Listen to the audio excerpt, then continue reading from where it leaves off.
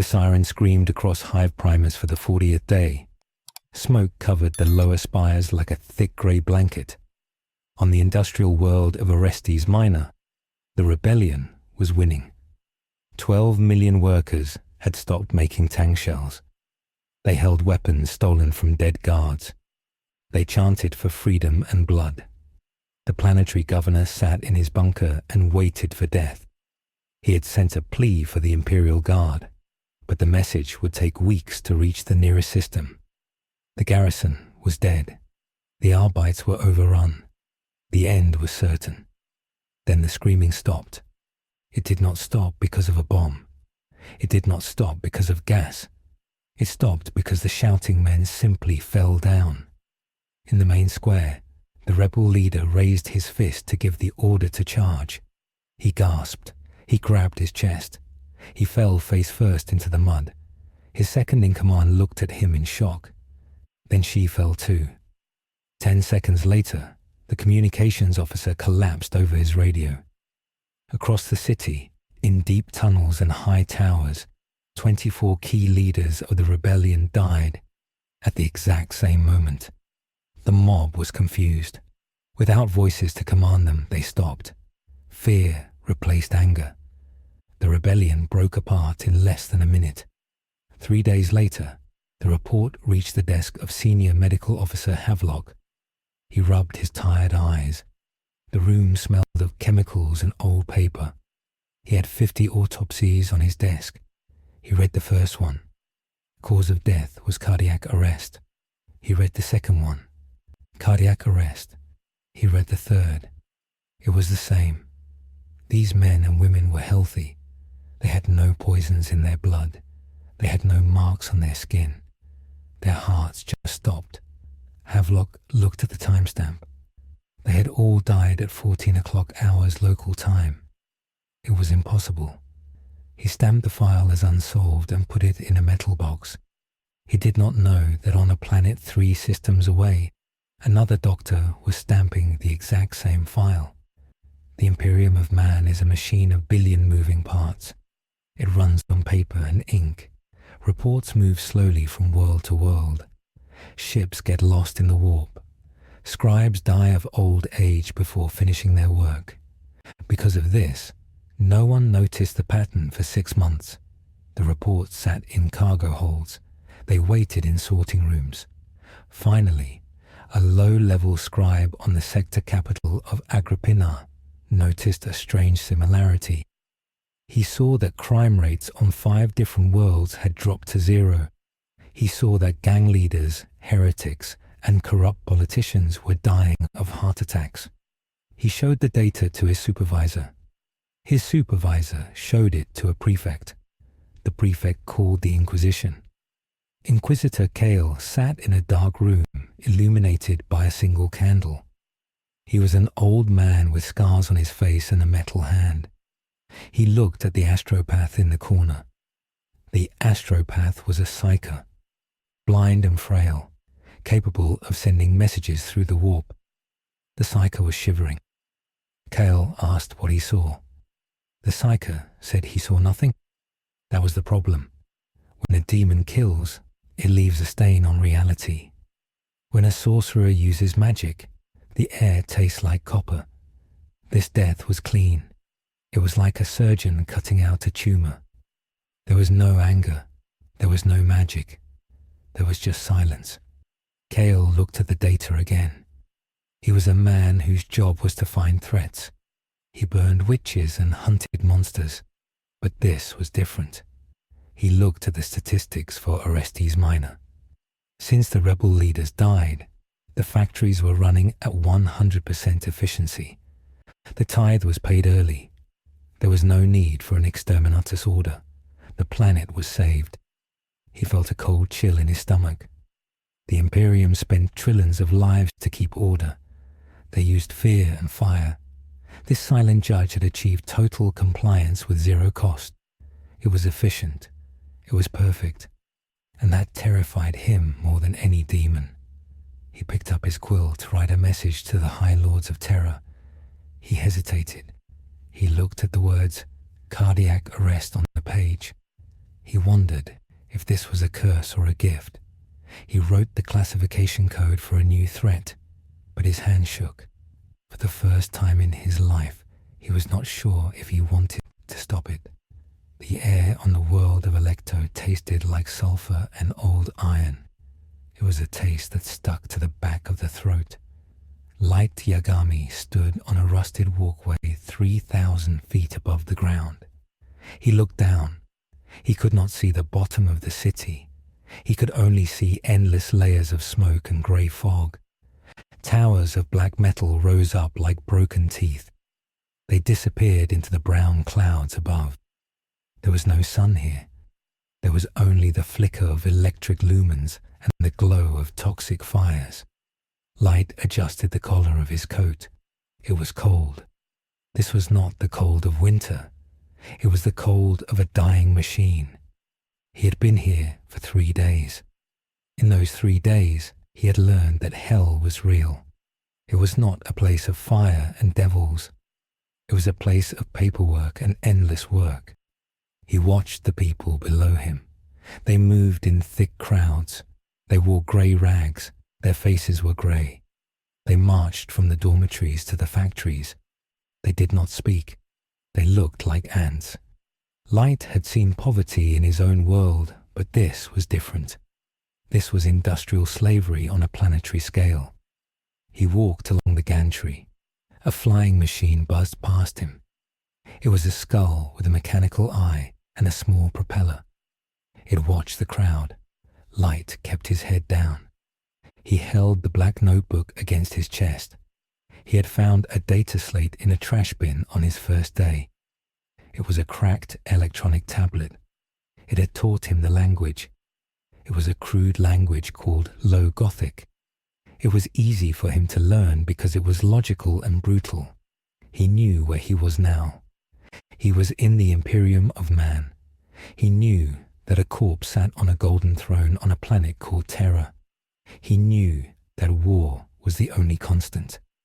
Light stopped walking. He saw a commotion ahead. A group of heavily armored men were beating a worker. The men wore black armor and black helmets. They held shock batons. They were the Adeptus Arbites. They were the police, but they acted like an occupying army. The worker was on his knees. He was crying. He held up a small token. It was a ration card. One of the officers struck the man in the face with the baton. The sound of breaking bone was loud even over the noise of the factory vents. The man fell. The officer hit him again and again. The crowd walked past without looking. They were too afraid to stop. Light watched from the shadows. His eyes narrowed.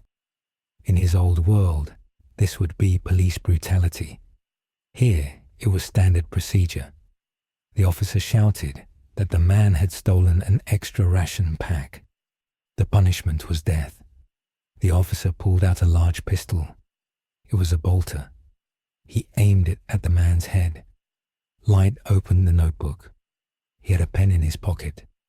He did not need a name for the officer. The officer had a badge number painted on his shoulder pauldron. It read 774K.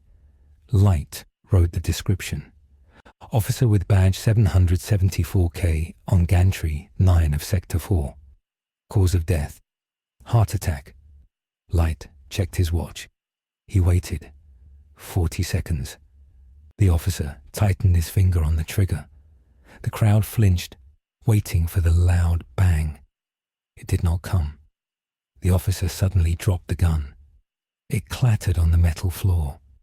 He grabbed his chest plate. He made a choking sound.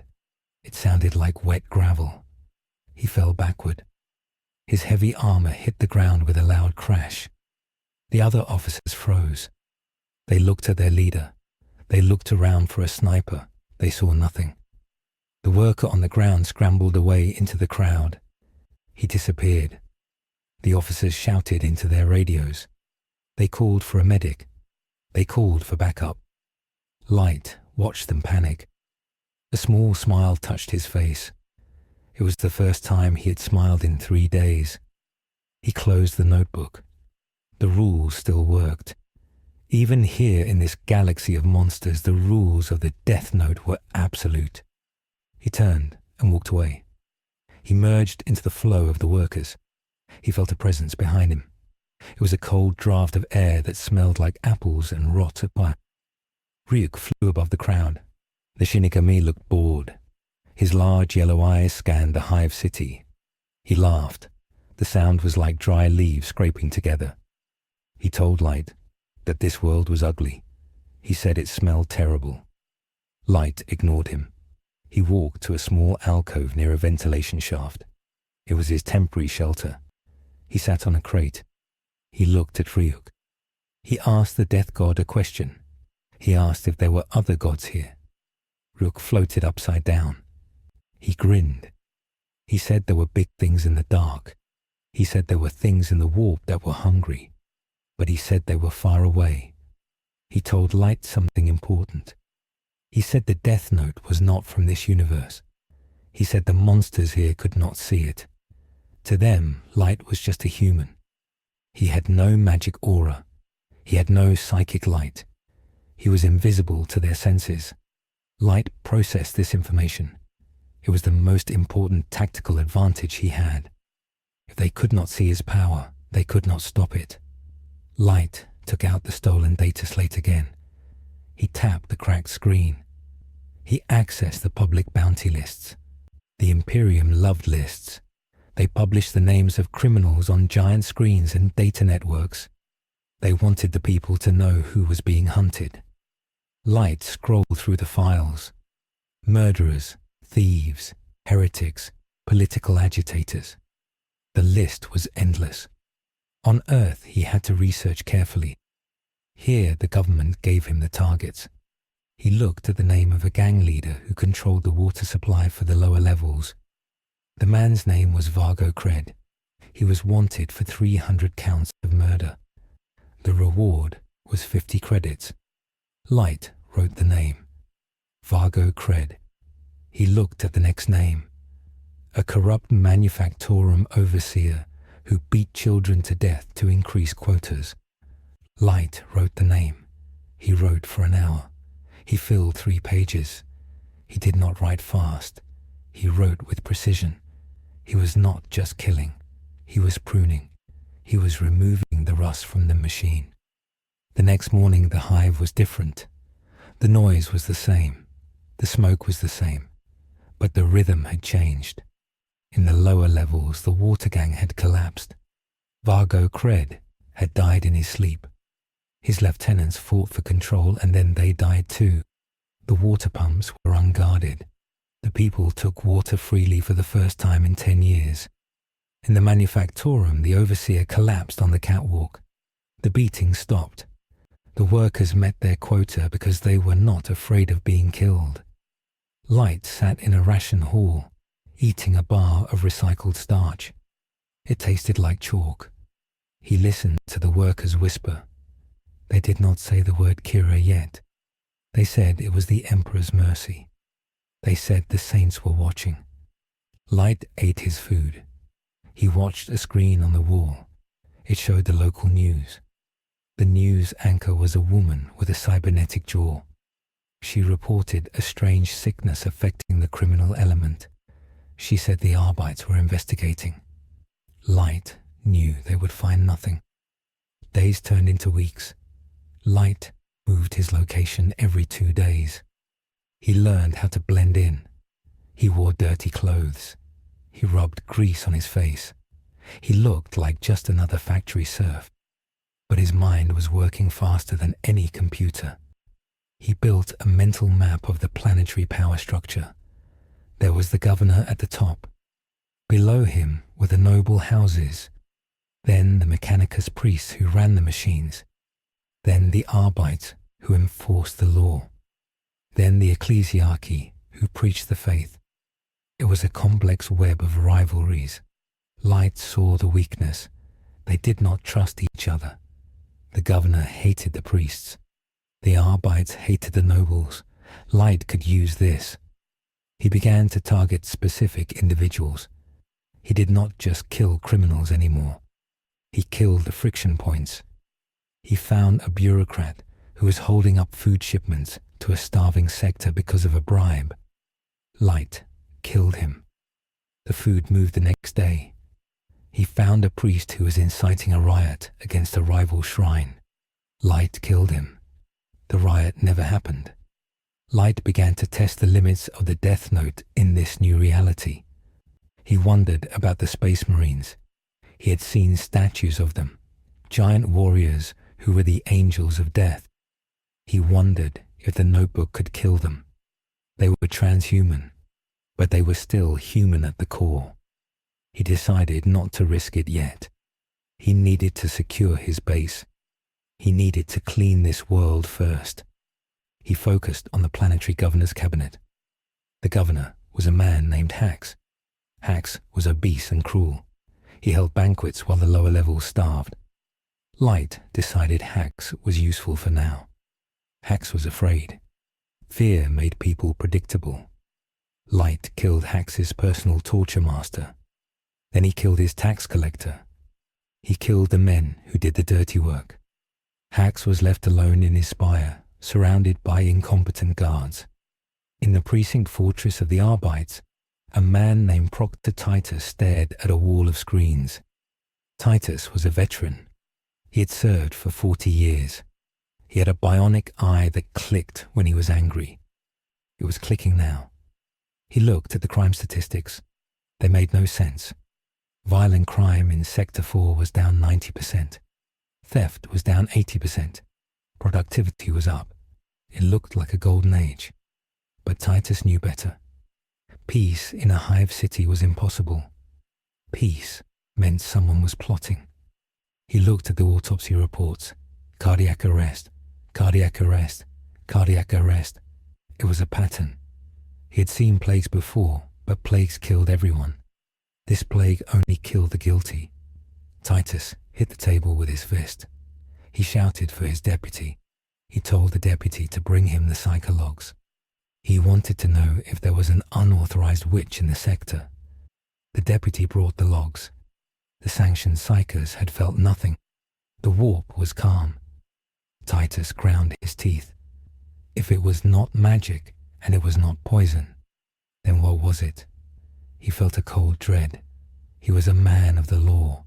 The law required evidence. Here there was only the result. He decided to send a patrol to the lower levels. He wanted eyes on the ground. Light saw the patrol. He was on a high walkway looking down at the market. The Arbites moved in a tactical formation. They were looking for something. Light knew they were looking for him, or at least for the cause of the deaths. He did not run. He stood still. He took out a small piece of the notebook paper he had hidden in his boot. He had a pencil stub. He watched the patrol leader. He did not kill him. Killing the police would cause a crackdown. It would make them shut down the sector. That was inefficient.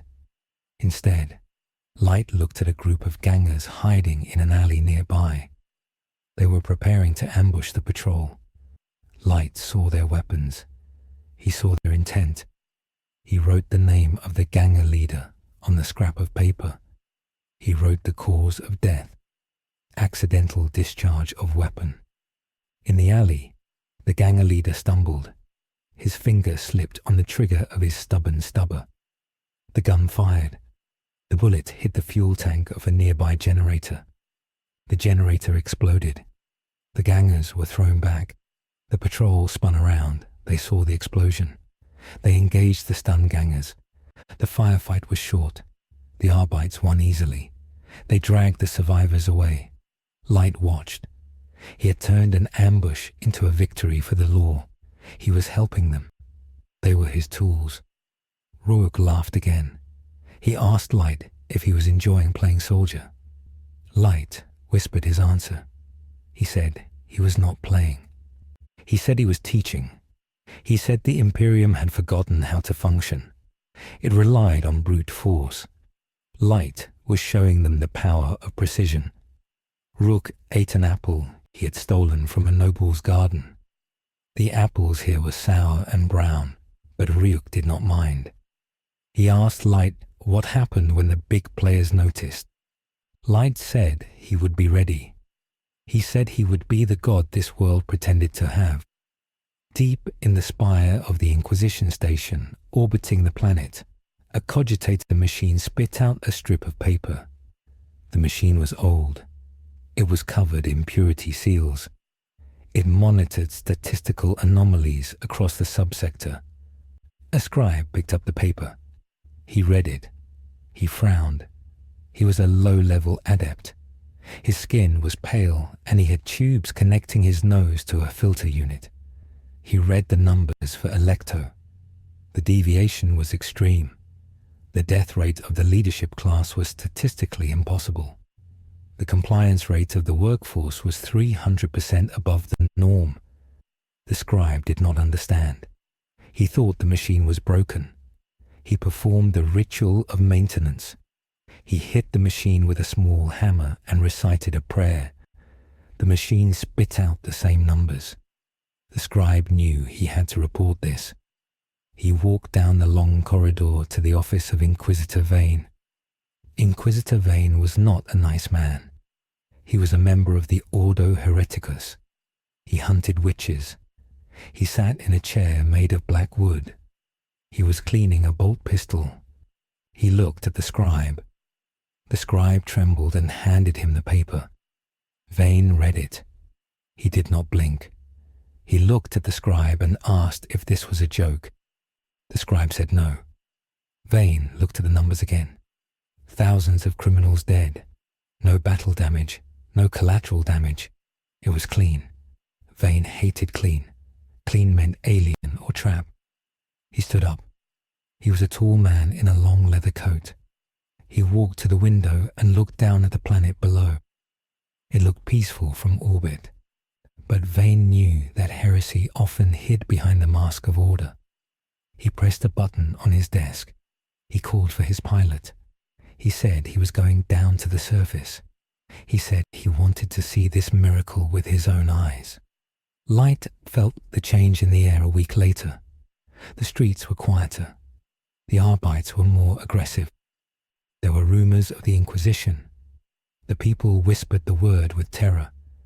The Inquisition could burn the whole world if they wanted. Light knew he had to be careful. He stopped the mass killings. He slowed down.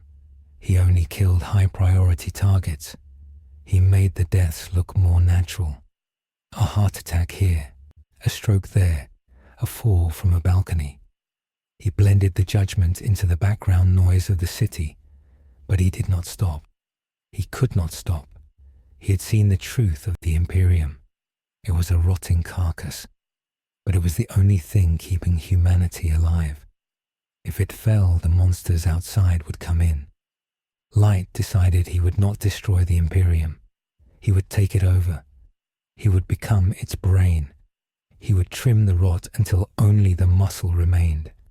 He sat in his room and looked at the names he had written.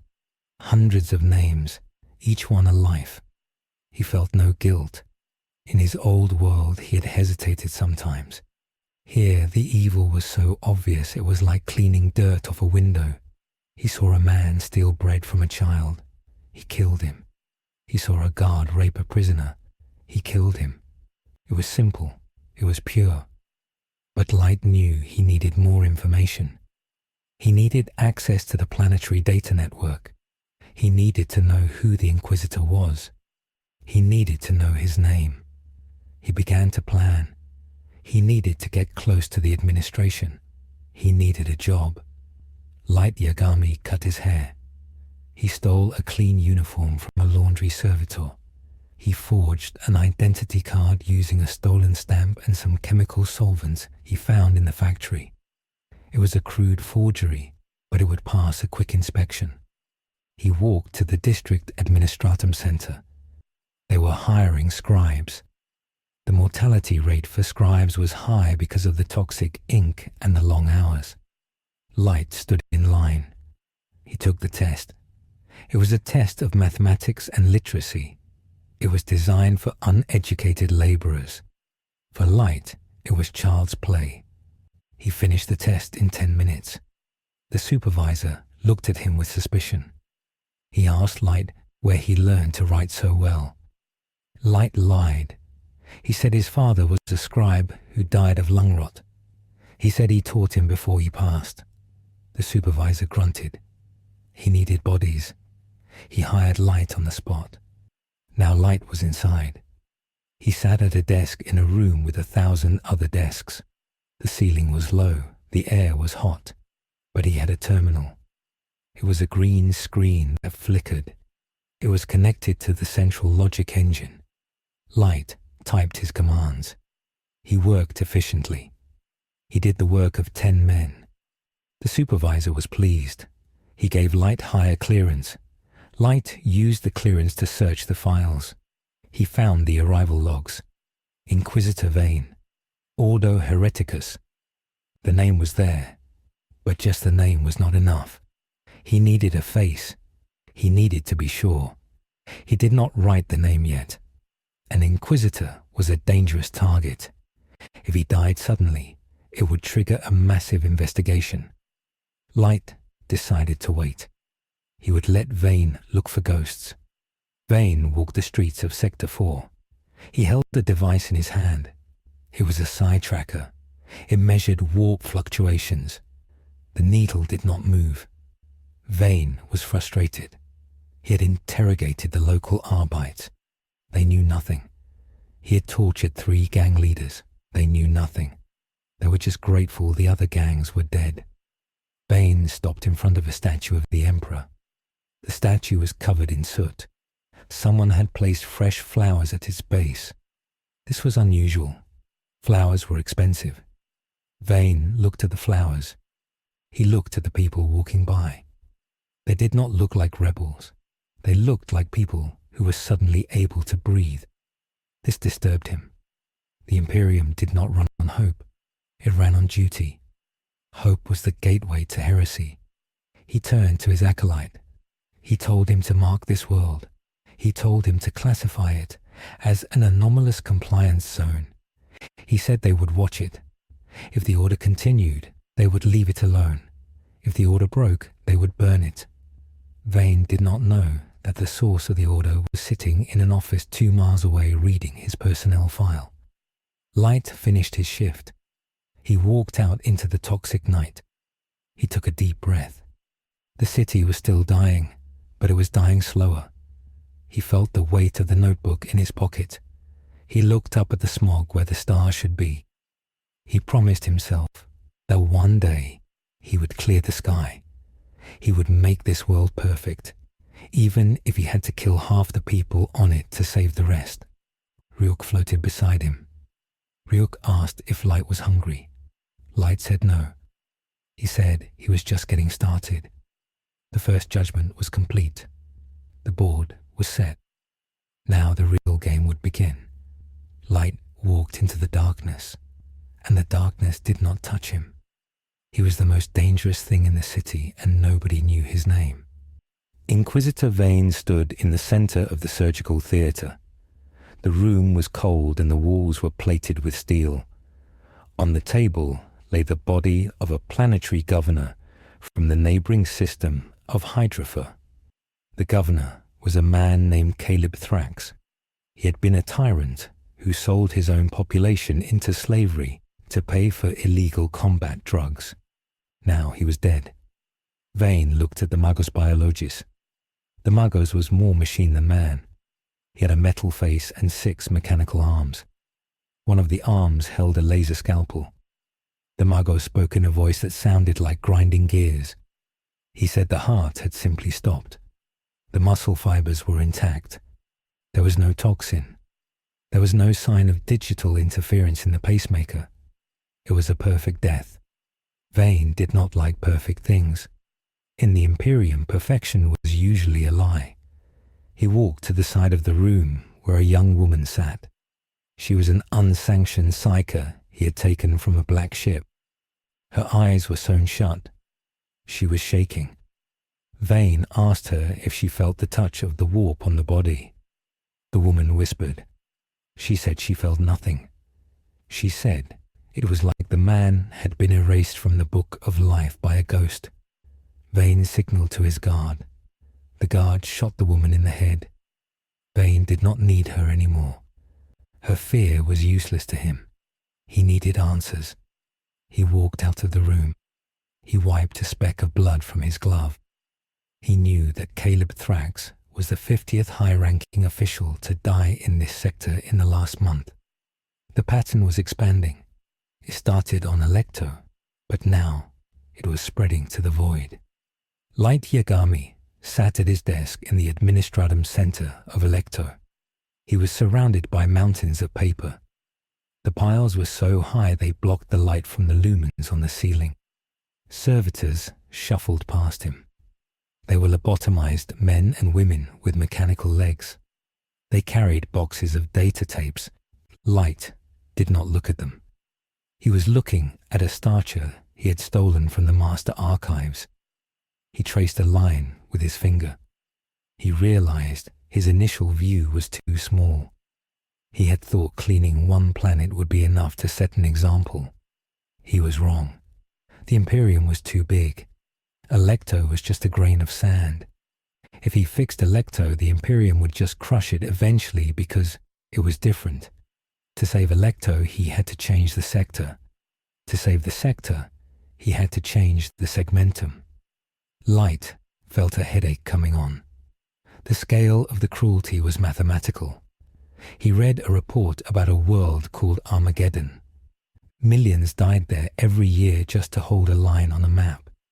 He read about the black ships that took children away to be fuel for the Emperor. He felt a surge of disgust. The system was broken. It was a machine that ate its own parts.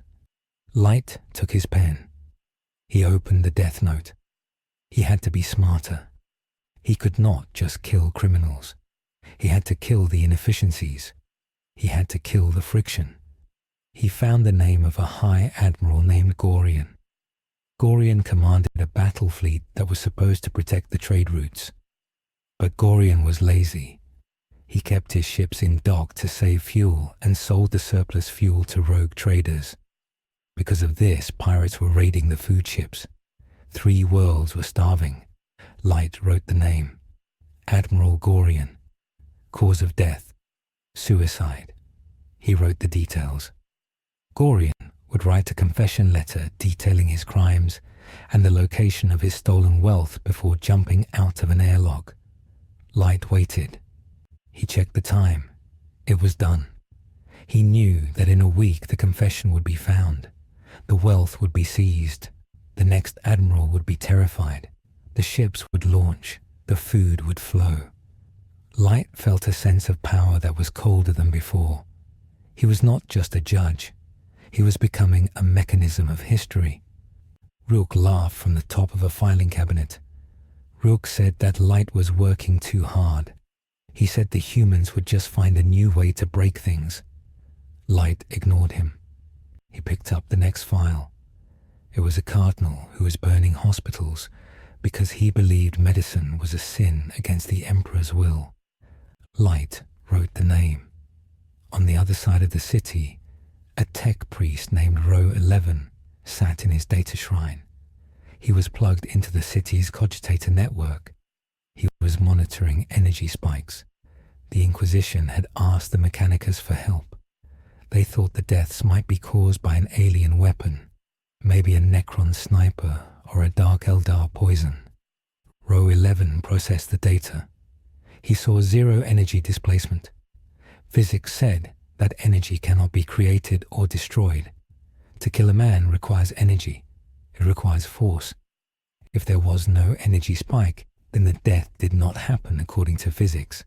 This was a paradox. The Mechanicus hated paradoxes. Row 11 concluded that the sensors were insufficient. He ordered the construction of a new scanner array. He wanted to scan the bioelectric fields of the entire population. He sent the request to the Fabricator General. The request was denied. The Fabricator General said it was a waste of resources. Row 11 felt a logic error in his emotion centers. He felt frustration. He decided to act alone. He deployed a swarm of servo skulls. They were small flying drones equipped with cameras and scanners. He sent them into the hive. He told them to look for anyone who was acting calm. In a world of fear, calm was the only anomaly. Light was walking home when he saw the servo skull. It hovered near a street corner. Its red eye swept across the crowd. Light did not look at it. He kept his pace steady. He knew what it was. He had read the technical manuals. It was a spy. He realized that technology was a greater threat to him than magic. Magic required a soul to detect. Technology just used math. If he acted statistically unlikely, the machines would find him. He had to add noise to the data. He had to make mistakes on purpose. The next day at work, he filed a report late. He made a calculation error in a tax form. His supervisor yelled at him. Light apologized with his head down. The supervisor hit him with a ruler. Light took the hit. He felt the sting on his arm. It was necessary. He had to be mediocre. He had to be invisible. That night, he killed the supervisor. He made it look like a food choking incident. It was petty. Light knew it was petty, but his pride was still his weakness. He could not tolerate being touched by lesser men. The panic began to change the culture of the planet. The gangs were gone. The corrupt officials were dead. But the fear did not leave. It changed shape. A cult emerged in the lower sumps. They called themselves the Sons of the Silent Judge. They wore white masks. They preached that the Emperor had sent a new angel. They said the angel demanded purity. They began to burn down libraries and art houses. They said these things were distractions from duty. Light saw the smoke rising from the cultural district. He stood on his balcony. He was angry. He did not want worship. He wanted obedience to the law. These fanatics were breaking the law in his name. They were chaotic. Light realized that he could not control how people interpreted his actions. He had to be clearer. He accessed the cult's communication network. He found the names of the leaders. There were 12 of them. He wrote their names. He specified the time of death. He made them die in the middle of a sermon. He made them scream that they were liars before they died. The cult collapsed in a single night.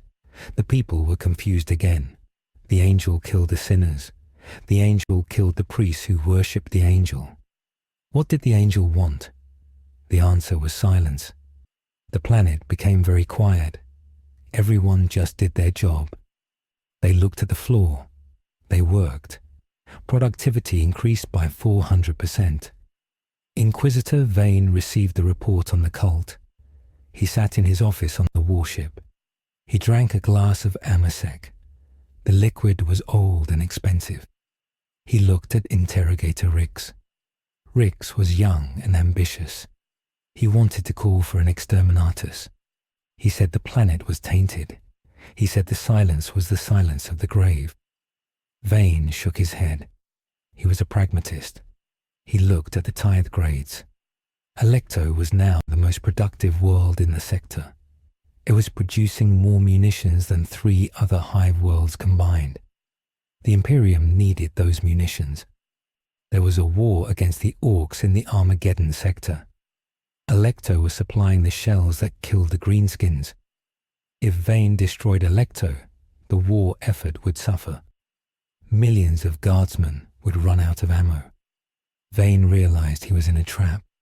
The anomaly was helping the Imperium. To stop it would be treason. To let it continue was heresy. He laughed. It was a bitter sound. He told Rix to stand down. He said they would not burn the world. They would study it. They would find the source and they would leash it. Vane believed that everything could be weaponized. He did not know he was hunting a weapon that had its own will. Light began to target the off-world threats more aggressively. He had access to the astropathic logs now. He saw the messages coming from the Crusade fleets. He saw the names of the enemies. He saw the name of an orc war boss named Smashface, who was gathering a Waa near the border. Light wondered if the Death Note worked on Xenos. The rules said human, but what was the definition of human in a galaxy where humans were mutated? He decided to test it. He wrote the name of the orc war boss. He waited. He checked the reports for 3 days. Nothing happened. The orc continued to ravage the system. Light frowned. The Death Note was specific. It was a tool for humanity. This was a limitation. He could not kill the aliens. He could not kill the demons. He could only kill the humans who failed to fight them. This realization hit him hard. He was not the god of the galaxy. He was just the god of mankind. This meant he had to make mankind strong enough to fight the monsters itself.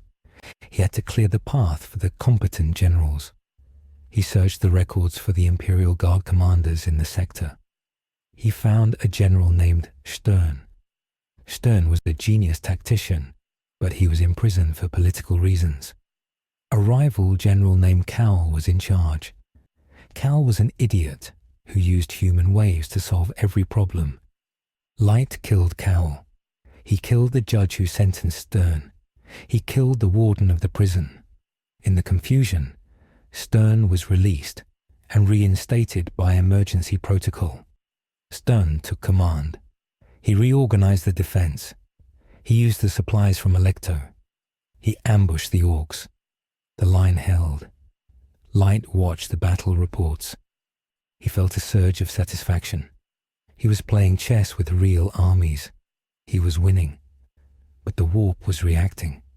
The fear on Alecto was a specific kind of fear. It was cold and rational. It was not the hot panic that fed Khorne. It was not the despair that fed Nurgle. But it was still energy. In the Immaterium, things began to stir. A daimon of Tzeentch, the changer of ways, noticed the pattern. Tzeentch loved schemes. This was a scheme of beautiful complexity. The daemon whispered in the dreams of the psychers on Alecto. It showed them visions of a book. It showed them visions of a man writing with a pen of fire. The psychers woke up screaming. They began to rave about the scribe of judgment. The Inquisition picked them up. They tortured them for the truth. The psychers babbled about a young man with brown hair and eyes like glass. Vane heard the descriptions. He narrowed his eyes. The description was vague. It could be anyone. But it was a lead. He ordered his agents to look for scribes. He ordered them to check the administrator personnel files. He wanted to know who had been hired in the last 6 months. The net was tightening. Light felt the pressure. He saw the agents in the administratum. They were checking ID cards. They were scanning retinas. Light knew his forgery was good, but not perfect. If they looked too close, they would see the chemical markers. He had to create a diversion. He had to give them a suspect. He found a man named Yorick. Yorick was a bitter clerk who hated the government. He wrote angry manifestos in his spare time. Light stole one of Yorick's journals. He copied some phrases from the Death Note into it. He planted the journal in Yorick's desk. Then he wrote Yorick's name. But he did not kill him immediately. He wrote that Yorick would go into a frenzy. Yorick stood up in the middle of the office. He screamed that he was the judge. He pulled out a knife. He attacked a guard. The guard shot him. He died instantly. The agents searched his desk. They found the journal. They found the evidence. They believed they had found the killer. Vane looked at the body of Yorick. He looked at the journal. It seemed too easy. Vane was suspicious, but the pressure from Terra was growing. They wanted the case closed. Vane declared the case provisionally closed. He said the heretic was dead, but he did not leave the planet. He kept his ship in orbit. He kept watching. Light watched the agents leave the office. He did not relax. He knew Vane was smart. He knew this was just a pause in the game. He went back to work. He typed the data for the grain shipment. He looked at the date on the screen. It was the 41st millennium. There were 1,000,000 worlds. He had barely scratched the surface. He needed more eyes. He needed Rook to do something. He asked Rook to fly through the walls of the Inquisitor's ship. He asked Rook to find the real name of the Inquisitor. Rook laughed. He said that was against the rules. He could not give names.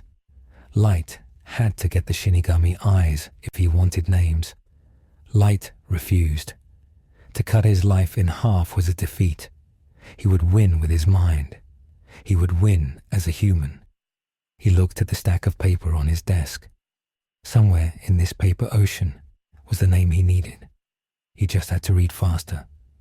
On Holy Terra, the High Lords met in the Senatorium Imperialis. The room was the size of a city.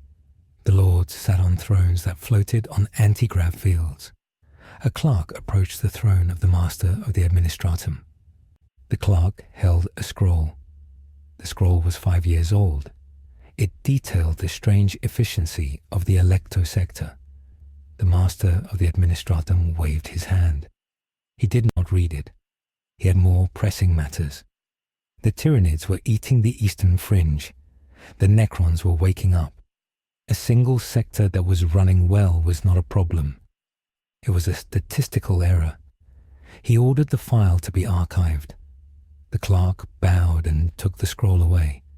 It was placed in a vault beneath the palace. It was buried under 1,000 tons of other scrolls. Light's revolution was invisible to the masters of mankind, because they were blind to anything that was not a disaster. Light did not know this. He thought they were watching him. He thought he was fighting God. In reality, he was fighting a glacier. The glacier moved slow, but it crushed everything in its path. Light was just a man with a pen standing in front of the ice. He sharpened his pencil. He prepared for the next move. The game was about to become a war. Inquisitor Vane sat in the strategy room of his black warship, the Hammer of Truth. The ship hung in the void above the planet Electo like a dagger. Vane was tired.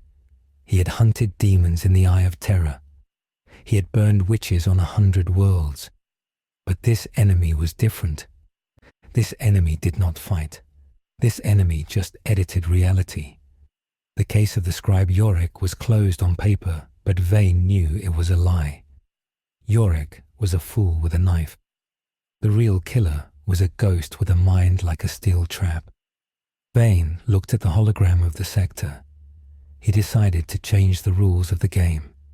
He would not look for the killer. He would make the killer look for him. He authorized Operation White Cage. It was a cruel plan. It required the sacrifice of innocent men to catch one guilty man. Vane signed the order with a steady hand. He ordered the Arbites to arrest 300 citizens in Sector 7. He chose them randomly. He accused them of being the silent cult. He announced that they would be executed publicly in the main square in 3 days. He broadcast this message on every screen in the hive. He wanted to provoke the killer. If the killer was a guardian of justice, he would try to save the innocent. If he tried to save them, he would reveal himself. Vane placed sniper teams on every roof. He placed psychers in every shadow. He waited. Light Yagami watched the announcement on a large screen in the Administratum cafeteria. He held a cup of recaf that tasted like burnt oil. He saw the faces of the accused. They were factory workers, teachers, nurses. They were crying. They were terrified. The voice of the Inquisitor boomed from the speakers. It said that heresy must be purged. It said that the silence was a crime. Light felt a cold rage in his stomach. This was not justice. This was a hostage situation. The government was taking its own people hostage to catch him. Light analyzed the tactical situation. If he killed the executioners, the Inquisitor would trace the timing. If he killed the Inquisitor, the ships in orbit might bombard the city in retaliation. He had to be surgical. He had to dismantle the trap without stepping in it. He looked at the date of the execution. He had 3 days. He went back to his desk. He did not work. He accessed the logistics files of the Inquisitor's fleet. The fleet needed food. It needed water. It needed fuel. Light saw a shuttle schedule. A supply shuttle was leaving the surface to dock with the Hammer of Truth. It was carrying fresh meat for the officers. Light narrowed his eyes. He saw a path. He did not target Vane yet. He targeted the support structure. He found the name of the shuttle pilot. He found the name of the deck officer on the warship who controlled the docking clamps. He found the name of the reactor technician who managed the void shields on the ship. He wrote their names. He did not write simple deaths. He wrote a sequence. The pilot would have a seizure while docking. The shuttle would crash into the hangar bay. The impact would rupture the fuel lines. The deck officer would panic and seal the blast doors too late. The fire would spread to the main power conduits. The reactor technician would die of smoke inhalation before he could reset the breakers. The ship would not be destroyed, but it would be blind.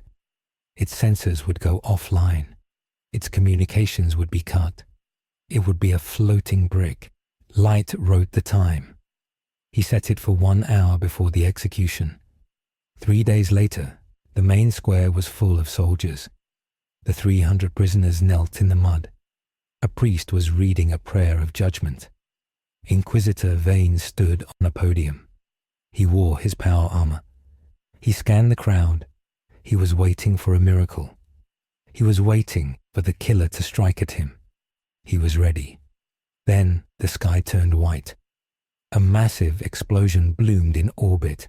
The people looked up. They saw a fireball. It was the docking bay of the Hammer of Truth. On the ground, Vane's vox bead went static. He tapped his ear. He called for a status report. There was only noise. The crowd began to murmur. They pointed at the sky. They said it was a sign from the Emperor. They said the Inquisition had lost the favor of the throne. The soldiers looked nervous. They looked at Vane. Vane realized he had lost control of the narrative. The fear was shifting. It was no longer fear of him. It was fear of the judgment from above. Light stood in the back of the crowd. He wore a hooded cloak. He watched the fire in the sky. He took a small piece of paper from his pocket. He looked at the executioner. The man was a giant with a black hood and a heavy axe. He was raising the axe to kill the first prisoner. Light wrote. The executioner froze. He dropped the axe. It fell on his own foot. He screamed. He fell to his knees, clutching his chest. He died. The crowd gasped. Then the captain of the guard died.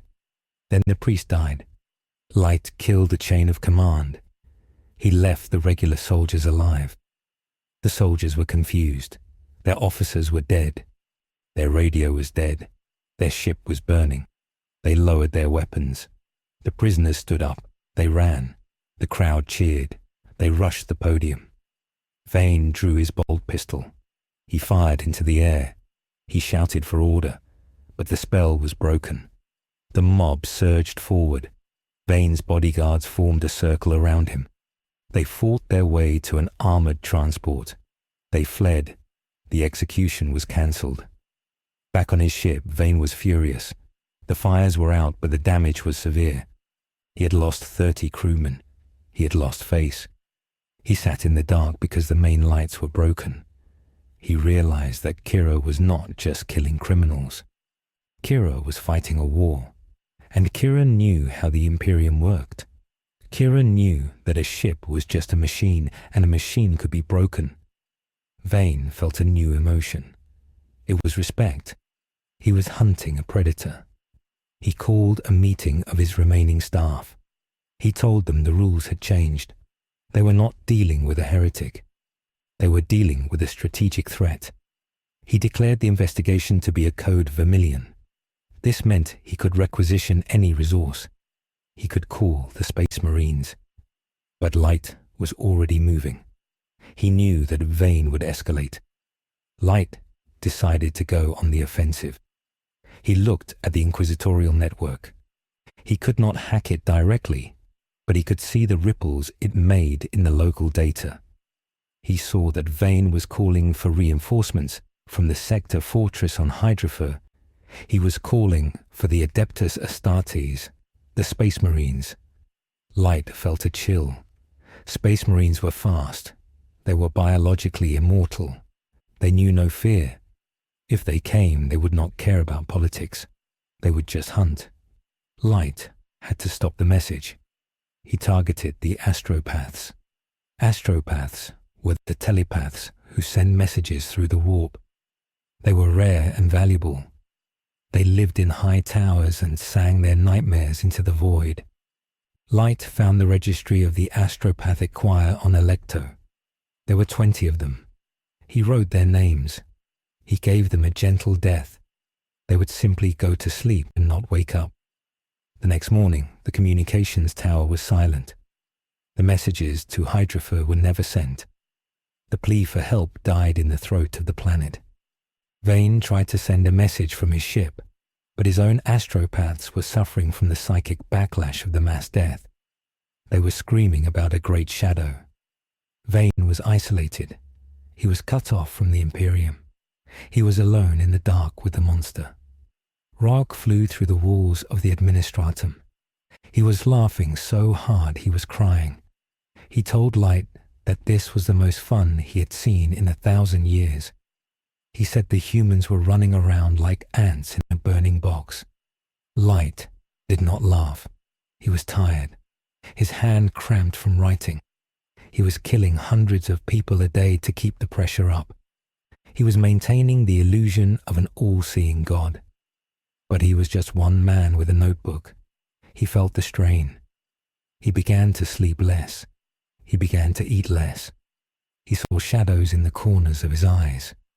He wondered if he was going crazy. But then he looked at the reports. Crime was 0. Hunger was down. The planet was working. He was saving them. He told himself this over and over. He was the savior. In the warp, the gods were watching.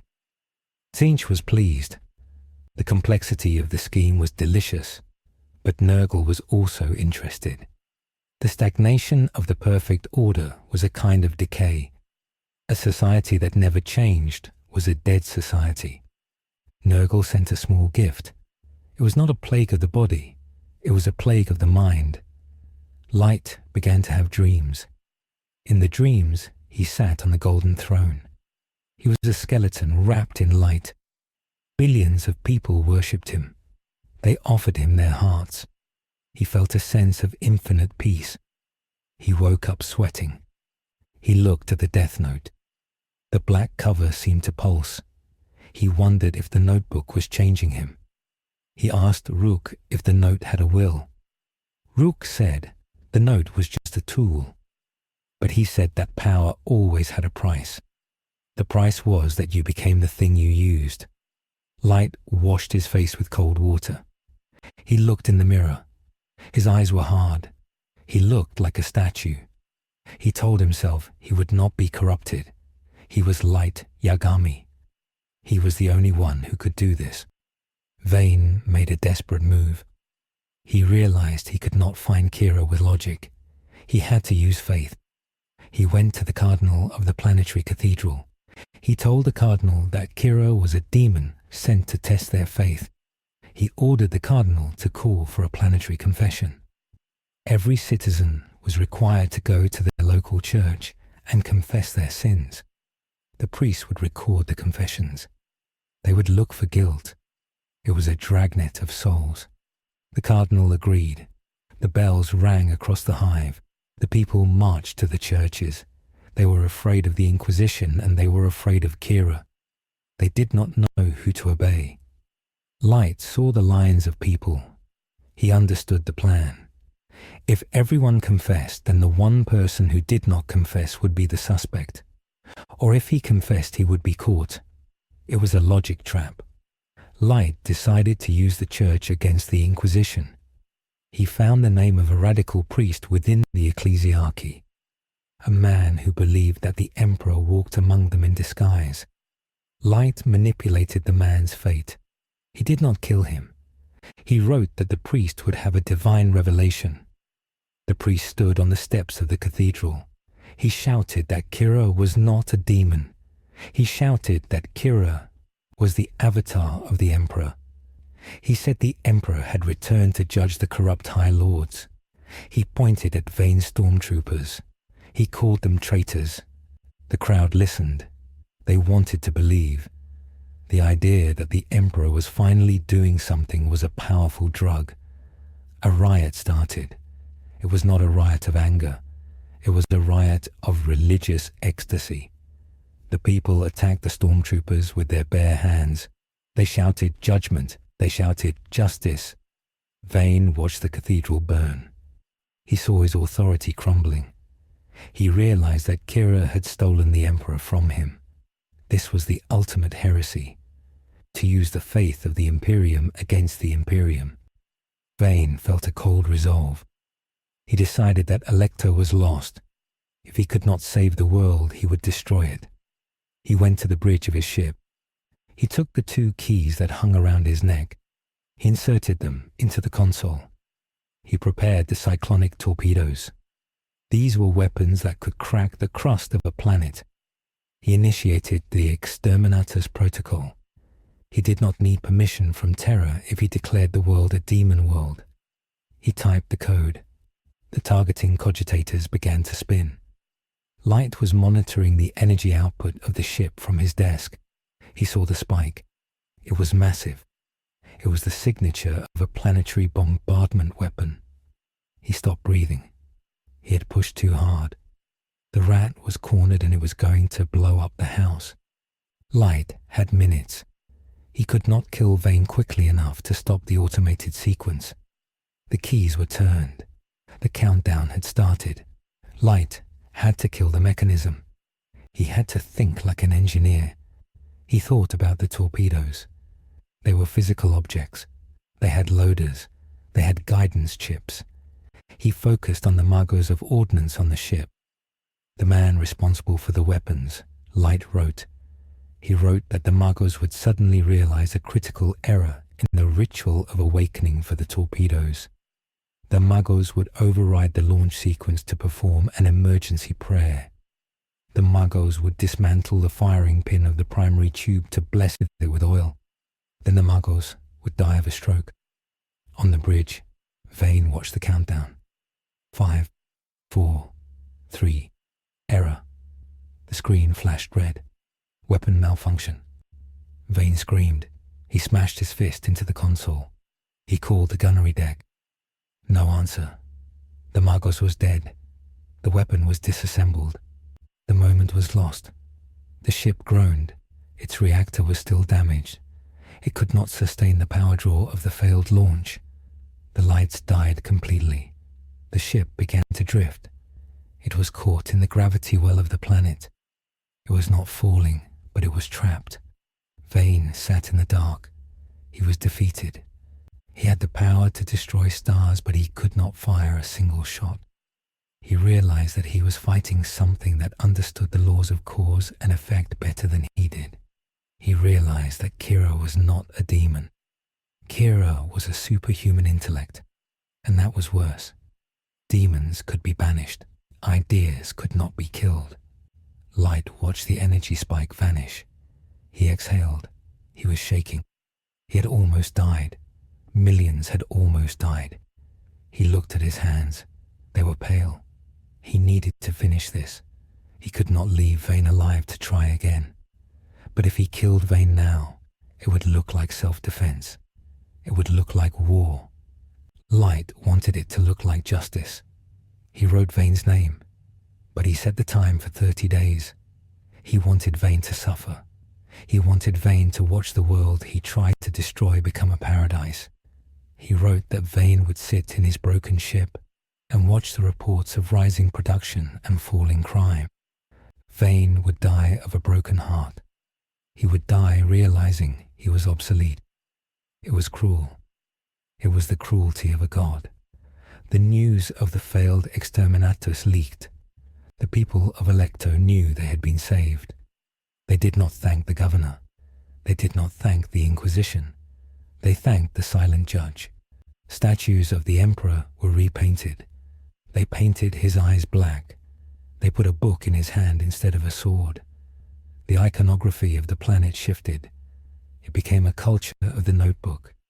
People carried small black books. They wrote the names of their grievances.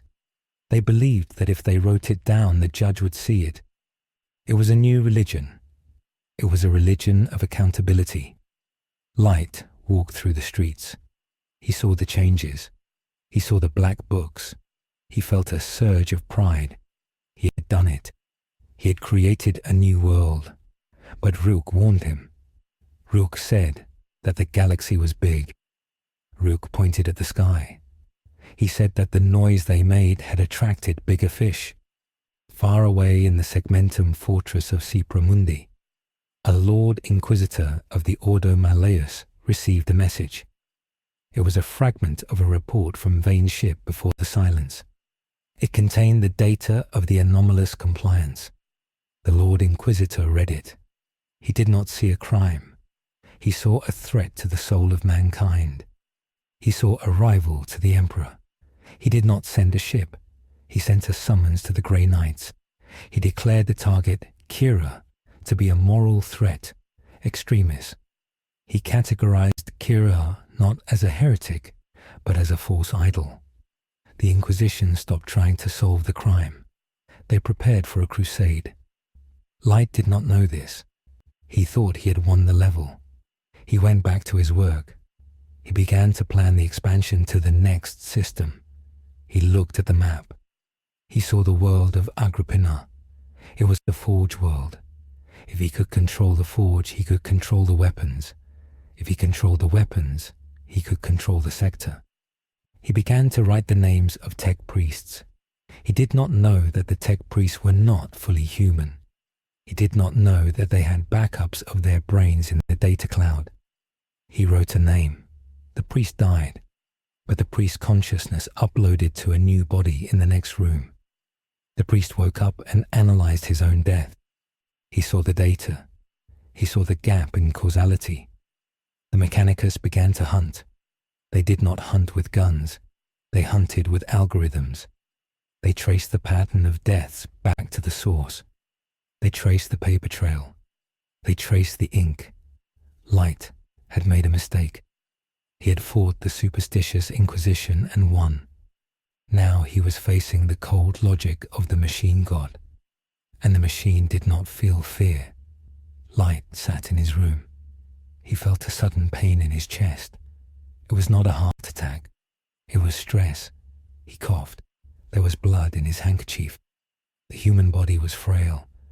He looked at the death note. It was the only thing that was permanent. He realized he was running out of time, not because of the police, but because of his own biology. He had to work faster. He had to finish the work before his body failed. He opened the book. He wrote with both hands. He wrote names of people he had never met. He judged worlds he had never seen. He was becoming the machine. He was becoming the very thing he hated. This ended with Light alone in a room full of paper, thinking he was the master of the universe, while the sky above him filled with invisible eyes. The trap was no longer a cage. The trap was the galaxy itself. The silence on Alecto was perfect. For 3 months there was no crime. There were no riots. The factories produced millions of shells and the ships took them away to the war. The people walked with their heads down. They did not speak in the streets. They were afraid that if they spoke too loud, the silent judge would hear them. Light Yagami sat in his high tower. He had moved from the small room to a secure bunker in the upper spire. He had controlled the Planetary Governors' replacement through fear. He had access to every camera and every microphone. He watched the world he had made. It was a clockwork world. It was efficient. It was boring. Ryuk floated near the ceiling. He was playing with a skull he had found. He told Light, that the world was like a graveyard. Light said that a graveyard was better than a slaughterhouse. Light believed he had won. He believed that if he just kept killing the leaders of the rebellion and the corrupt officials, the system would fix itself.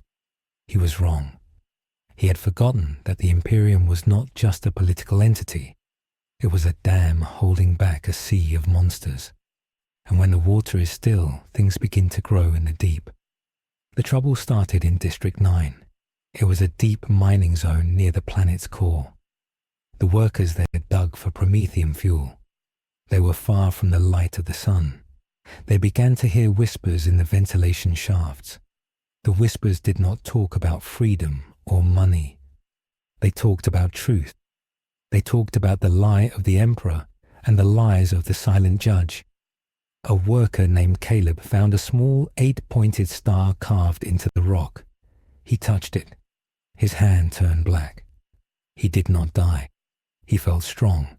He felt that the rock was speaking to him. He told his friends. The sickness spread. It was not a virus. It was a spiritual rot. The workers stopped working. They started chanting. They painted symbols on the walls with oil and blood. They built an altar made of bones. Light saw the drop in production. The graph on his screen turned red. District 9 was offline. He assumed it was a strike. He assumed it was a rebellion. He zoomed in with the cameras. He saw the workers gathering in the main cavern. He saw Caleb standing on a pile of crates. Caleb was shouting. Light could not hear the words clearly, but he saw the anger. Light opened the death note. This was simple. It was just another weed to pull. He zoomed in on Caleb's face. He wrote the description. Male worker. Leader of District 9 mob. Cause of death, heart attack. Light waited. He watched the screen. 40 seconds passed. Caleb grabbed his chest. He fell down. The mob stopped chanting. Light expected them to scatter. He expected them to run in fear like the others. But they did not run. Caleb's body lay on the ground for 10 seconds. Then it twitched. Caleb stood up. His eyes were gone. In their place were burning green lights. His skin split open. Horns pushed through his forehead. He laughed. The sound came through the speakers, and it made the glass of Light's monitor crack. The mob cheered. They shouted a name. They shouted Lorgar. They shouted chaos. Light stared at the book. He stared at the screen. He had written the name. The man had died. But the thing standing there was not a man. It was a vessel. The death of the body had only opened the door for something else. Ryuk started laughing.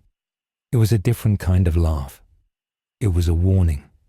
He told Light that the Death Note was a rule of the human world. He said the things from the warp did not follow the rules of physics or biology.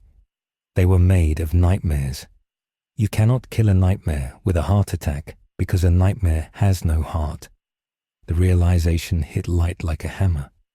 He had a weapon that could kill any human in the galaxy. But the galaxy was full of things that were not human. The warp rift in District 9 grew wider. Real space began to tear. Creatures spilled out. They were red and wet. They had too many limbs. They were bloodletters of corn. They wanted skulls. They did not care about justice. They did not care about laws. They attacked the workers. They attacked the guards. The slaughter was absolute. The cameras in District 9 went static as blood splashed over the lenses. Light tried to contain it. He searched for the names of the Imperial Guard commanders who were stationed near the mine. He found Colonel Rax. He wrote Rax's name. He wrote that Rax would order a full orbital bombardment of District 9 before dying of a stroke. Light waited. The order was given. The ships in orbit fired. The lasers hit the hive city. They collapsed the tunnels. Millions of tons of rock fell on the mine. The rift was buried. Light exhaled. He had sacrificed 10,000 workers to stop the invasion. It was a hard choice, but necessary. He thought it was over. But chaos is not a physical enemy. It is a cancer. The bombardment did not kill the idea. The psychic scream of the dying workers echoed in the warp. It attracted attention. A ship dropped out of the warp at the edge of the system. It was not an Imperial ship. It was jagged and covered in spikes. It belonged to the word-bearer's traitor legion. They were the dark apostles of the Chaos Gods. They had heard the silence of Alecto, and they wanted to fill it with screams. The ship broadcast a message to the entire planet. It hijacked every Vox channel. A voice deep and scratchy spoke to the people. It said that the silent judge was a fraud. It said that Kira was a weak child playing with a toy. It said that only the dark gods had the power to judge. The message broke the spell of fear. The people of Alecto realized that Kira was not all-powerful. Kira had failed to stop the monsters. Panic spread faster than the plague. Riots broke out in every district. People burned the black books. They looted the stores. The perfect order collapsed in an hour. Light watched the screens. He saw his work falling apart. He felt a desperate anger. He wrote names furiously. He killed the rioters. He killed the looters. He killed hundreds of people. But for every person he killed, 3 more took their place. The fear of death had been replaced by the fear of the soul. The people were terrified of the demons more than the heart attacks. The word-bearers landed in the capital plaza. They came in drop pods that looked like claws. Giant warriors in red armor stepped out. They were space marines, but they were twisted. Their armor had faces that screamed. Their leader was a dark apostle named Vorok. Vorok held a cursed Crozius Maul. He smashed the statue of the emperor. He grabbed a citizen and held him up. He shouted to the sky. He challenged Kira. He gave his name. He said, "I am Vorok of the 17th Legion. Judge me if you can." Light heard the name. He saw the face. He wrote it. Vorok, cause of death, heart attack. He pressed the pen hard into the paper. He wanted this monster dead. Vorok froze. He clutched his hearts. He had 2 of them. He fell to his knees. He vomited black blood. He died. The crowd watched. They waited for the judgment to be final. But Vorok's soul was bound to the dark gods. His body was just a shell. A demon of the warp possessed the corpse instantly. Vorok stood up. He was dead, but he was moving. The demon used his vocal cords. It laughed. It said that death was just a transition. It said that Kira had only sent him home to his masters. Then Vorok began to kill. He moved faster than the eye could see. He slaughtered the crowd. He turned the square into a temple of flesh. Light sat in his chair. He was shaking. His weapon was useless. He could kill the body, but he could not kill the enemy. He realized that the Emperor had been fighting this war for 10,000 years. The Emperor had armies of super soldiers. He had psychic fire. He had fleets of millions of ships. And even the Emperor was losing. Light was just a boy with a notebook. He felt small. He felt the crushing weight of the universe. He understood why the Imperium was so cruel. It was not cruel because it liked pain. It was cruel because it was terrified. It burned worlds because it could not trust them. It killed millions to save billions because the math was the only thing that made sense. Light had thought he was better than the Imperium. Now he saw that he was just an amateur. But Light Yagami did not quit. He had an ego that was harder than diamond. If he could not kill the demons, he would kill the pieces on the board that he could control. He had to be a general. He had to use the Imperial Guard as his weapon. He looked at the tactical map. The Planetary Defense Force was routing. They were running away from the word-bearers. The commander was General Harkin. Harkon was a coward. He was ordering a retreat to the upper spire to save himself. Light wrote Harkon's name. He wrote that Harkon would have a sudden burst of courage. He would charge the Chaos Marines with a grenade bundle and detonate it. Then he would die. On the battlefield, General Harkon stopped running. His eyes went wide. He grabbed a belt of crack grenades. He screamed, "For the Emperor!" He ran straight at Vorok. The Chaos Marines were surprised. They shot him, but he kept running. He threw himself at Vorok's legs. The grenades exploded. The blast did not kill the possessed Marine, but it knocked him down. It broke his armor. It created a pause. Light looked for the next officer, Colonel Venris. He was a good soldier, but he was pinned down. Light wrote the name of the enemy gunners suppressing him. They were cultists. They were human. They died. The suppression fire stopped. Venris saw the opening. He rallied his men. They counterattacked. Light was playing a real-time strategy game with living people. He cleared the path for the tanks. He killed the drivers of the enemy trucks. He killed the spotters in the towers. He shaped the battlefield with death. The Imperial Guard began to push back. They did not know why the enemy snipers were falling out of windows. They just knew they had a chance. They fought with a renewed hate. But the Chaos Sorcerers were starting a ritual. They were gathering the souls of the dead to open a great portal. If the portal opened, a demon prince would enter. The planet would be lost. Light saw the ritual circle. It was surrounded by magical barriers. He could not kill the sorcerers because he did not know their names, and their faces were covered by helmets. He had to break the circle physically. He looked at the assets available. There was a Chimera transport tank nearby. The driver was a young boy named Jace. Jace was terrified. He was hiding in the hull. Light wrote Jace's name. He wrote that Jace would drive the tank at full speed into the center of the ritual circle. He wrote that Jace would lock the throttle and fire the main gun at the ground. Jar stopped crying. His face went blank. He grabbed the controls. He revved the engine. The tank lurched forward. It crashed through the barricades. It ran over the cultists. It smashed into the sorcerers. Jace fired the multi-laser into the rune on the ground. The tank exploded. The ritual was broken. The magical backlash vaporized the sorcerers. The portal collapsed. The sky turned from purple back to grey. The invasion was stalled. Light had traded one life for a planet. He felt no guilt. He only felt the cold logic of the trade. The word-bearers saw that the ritual had failed. They saw that the tide was turning. They were not interested in a fair fight. They were raiders. Vorok, now just a broken puppet of a demon, roared a curse at the city.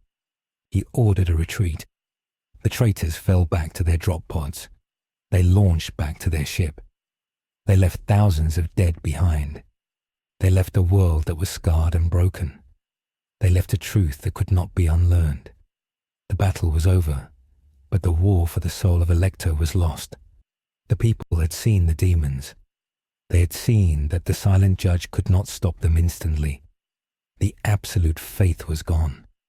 The churches were full again, but the people were praying to the Emperor, not to Kira. They realized that Kira was just a different kind of monster.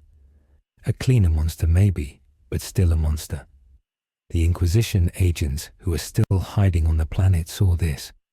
They sent messages to the sector command. They reported that Kira had fought chaos. This confused the High Lords. If Kira was a demon, why did he fight chaos? The answer was disturbing. It meant Kira was a third player, a rogue element. Light watched the smoke rise from the city. He was exhausted. He had written thousands of words in an hour. His hand was cramping. Ryuk was eating an apple. He looked at Light. He said that was a close one. He asked Light if he was having fun. Light did not answer. He was thinking about the limitations. He needed more power. He needed a way to fight the things that had no names. He looked at the Mechanicus district. The machines had not panicked. The machines had fought well. The Skitarii legions had held the line because they had no fear to exploit. Light realized that flesh was the weakness. Humanity was weak because it could bleed and it could fear. To save humanity, he might have to stop them from being human. He began to look at the files for the Necrons. He had seen reports of ancient metal warriors who had no souls. They were immune to chaos. Light wondered if he could make the Imperium like them. Cold, hard, dead. It was a dark thought. It was a thought that led to the suppression of all emotion. But Light was desperate. He saw the face of the enemy, and it was infinite. Meanwhile, the Mechanicus on the neighboring forge world of Agrippina had finished their calculations. Magos Delta 9 had analyzed the battle data from Electo. He saw the pattern of the deaths. He saw the statistical anomalies in the combat. He saw that specific people died at specific times to allow tactical advantages. This was not a natural phenomenon. This was a directed weapon, and the weapon had a range. It was local to the planet, but the causality ripples affected the sector. Magos Delta 9 concluded that the user of the weapon was a biological entity located in the upper spire of Hive Primus. He did not care about justice or morality. He wanted the weapon. He wanted to dissect the user. He mobilized a Skitarii hunter clade. He did not ask for permission from the Inquisition. The machine god demanded knowledge. The ships of the Mechanicus began to power up their engines. They were coming for Light, and they did not have names that Light could write. They had serial numbers. Light did not know this yet. He was busy trying to repair the damage to his reputation. He broadcast a message using a text-to-speech synthesizer. He told the people of Electo that the demons were a test. He said he had passed the judgment on the invaders. He said that obedience was the only shield. But his words felt hollow. The people had seen the blood. They knew that the shield was made of paper. Light realized he could not rule by love or by respect. He could only rule by terror. He had to be scarier than the demons. He looked at the list of the survivors of the riots. He began to write. He would purge the witnesses. He would rewrite history by deleting the people who remembered the truth. It was the Stalinist approach. It was the Imperial approach. Light Yagami was becoming a High Lord of Terra, in spirit if not in name. He sat in the dark, and the shadows seemed to move. He wondered if the diamonds were really gone, or if they were just waiting in the corners of his mind. He looked at the Death Note. It was the only friend he had. He hugged the book to his chest. He was the god of the new world. But the new world was burning, and the fire was getting closer to his tower. The psychological toll on Light was manifesting. He began to develop a twitch in his left eye. He checked his food for poison. He slept with the lights on. The confidence of the early days was gone. He was paranoid. He saw plots everywhere.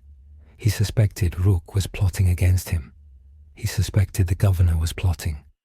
He suspected the servitors were watching him. This paranoia made him dangerous.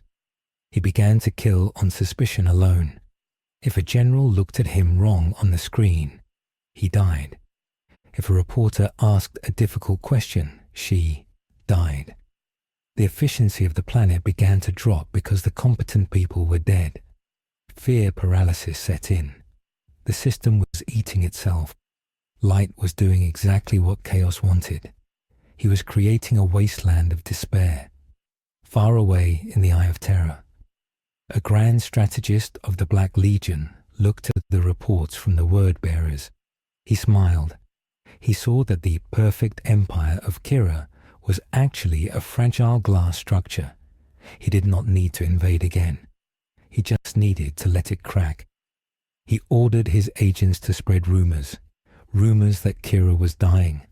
Rumors that the Death Note was running out of pages. Rumors that the Emperor had turned his back on Alecto. The rumors spread through the astropathic ducts. They reached Alecto. The people whispered, "Is the judge sick? Is the judge mortal?" Light heard the whispers. He screamed at the microphones. He shouted that he was eternal, but his voice cracked. He was just a human boy. And in the 41st millennium, humans are just fuel for the fire. Light, standing on his balcony looking down at the smog. The smog was thicker than before. The lights of the hive were dimmer. The silence was not the silence of peace. It was the silence of a held breath before a scream. Light gripped the railing. He whispered to the night, "I will win." But the night did not answer. The wind howled through the spires, and it sounded like laughter. The laughter of gods who had seen a billion would-be saviors rise and fall. Light was just number 1,000,000,001. The board was set for the final game. The Mechanicus was coming.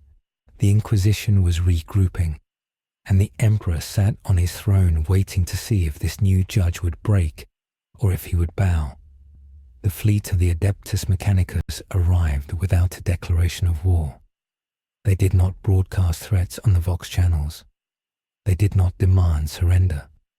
The Forge world of Agrippina simply calculated that the asset known as Kira was located in the primary spire of Hive Primus on Alecto. They calculated that this asset was a threat to the logical order of the sector. They also calculated that the asset utilized a technology that bypassed standard physical laws. The tech priests coveted this technology. They wanted to dissect it. They wanted to install it into their own logic engines. The fleet consisted of 3 massive cruisers. They were ugly ships covered in antennas and sensor arrays. They parked in high orbit directly above the city. They jammed all communications. The internet of the hive went dark. The television screens went to static. Light Yagami sat in his bunker and watched his monitors turn black one by one. He tapped the keys. Nothing happened. He realized that this was not an attack designed to kill him. It was an attack designed to blind him. He had relied on information. He needed names. He needed faces. He needed news reports. The Mechanicus had just turned off his eyes. Magos Delta 9 stood on the bridge of the iron logic. He was a brain floating in a jar of fluid attached to a robot body. He issued the command in binary code. The command was simple. Retrieve the anomaly. Preserve the biological host if possible, but prioritize the acquisition of the weapon. Drop pods were launched. They did not scream through the atmosphere like space marine pods. They descended silently on grav chutes. They landed on the upper levels of the spire. The doors opened. Out stepped the Skitari. They were the holy soldiers of the machine god. They wore red cloaks. Their legs were metal. Their eyes were glowing blue lenses. They carried radium carbines that shot radioactive bullets. They did not speak. They did not feel fear. They did not have names that a human would use. They had serial numbers like 88 Delta 7. Light looked out of his reinforced window. He saw the red cloaks moving across the rooftops. He grabbed his pen. He opened the Death Note. He saw a soldier aiming a rifle at his security camera. Light tried to write. He wrote soldier in red cloak on North Gantry. He wrote Skitari unit. He wrote cyborg. Nothing happened. The soldier fired. The camera exploded. Light realized with horror that he could not kill them. The Death Note required a specific name and a human face. These things had no faces. They wore masks of brass and steel, and their names were long strings of code that changed every second to prevent hacking. Light was powerless against them. Ruok floated through the wall. He was laughing. He told Light that this was a bad match-up. He said But the Death Note was a tool for gods of death to kill humans. It was not designed to kill calculators. Light ignored him. He ran to his backup data slate. He had downloaded the personnel files of the Planetary Defense Force. He tried to call the guards. He ordered them to defend the spire. But the guards were already dying. The Skitarii were efficient executioners. They processed the guards like they were processing scrap metal. They shot them with a mathematical precision. They did not waste ammo. They did not take cover unless the trajectory analysis said it was necessary. They were marching towards Light's bunker, and they would be there in 20 minutes. Light felt the walls closing in. He had defeated criminals. He had defeated politicians. He had even outsmarted an Inquisitor. But he could not outsmart a math equation that wanted him dead. Light made a decision. He could not win the tactical fight. He had to win the strategic fight. He had to make himself too dangerous to touch. Or he had to change the game entirely. He looked at the heavy tome he had stolen from the Inquisitor's archives during the chaos. It was a roster of the High Lords of Terra. It was old data, but the High Lords did not change often. They used rejuvenation drugs to live for centuries. Light flipped the pages. He saw the names: the Master of the Administratum, the Ecclesiarch, the Grand Provost Marshal, the Master of the Astronomicon. These were the men and women who ruled the galaxy. They were the ones who sent the fleets. They were the ones who kept the machine running. Light had hesitated to target them before.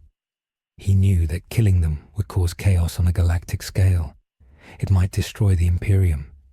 But now, he had no choice.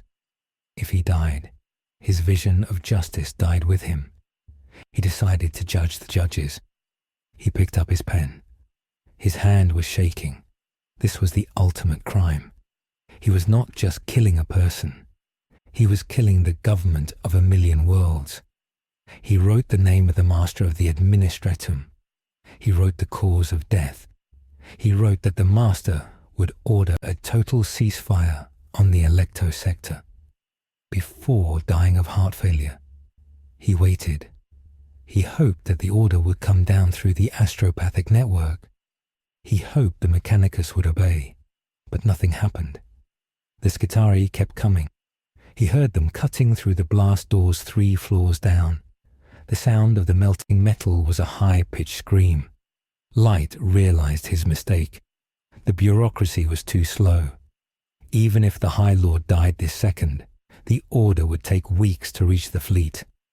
The Mechanicus did not care about orders from dead men that had not been verified. Light was going to die before his message was heard. He needed a faster impact. He needed to hurt them in a way that was instant. He looked at the list again. He saw the name of the Master of the Astronomicon.